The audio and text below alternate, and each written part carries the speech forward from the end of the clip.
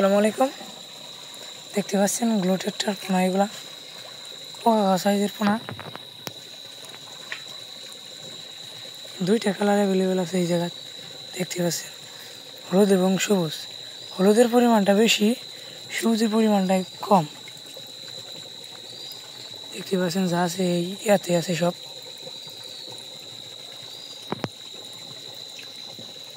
দেখতে পাচ্ছেন সুন্দর কালার, পোকা সাইজের পোনা। যদি আপনাদের কারো লাগে, ডিসক্রিপশন বক্সে নাম্বার দেওয়া আছে, সে নাম্বারে যোগাযোগ করুন। 2টা কালার অ্যাভেলেবেল আছে।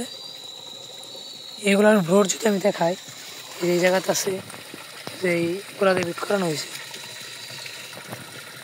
দেখতে পাচ্ছেন। আর এইগুলা হচ্ছে বাচ্চা, খুব সুন্দর কালার।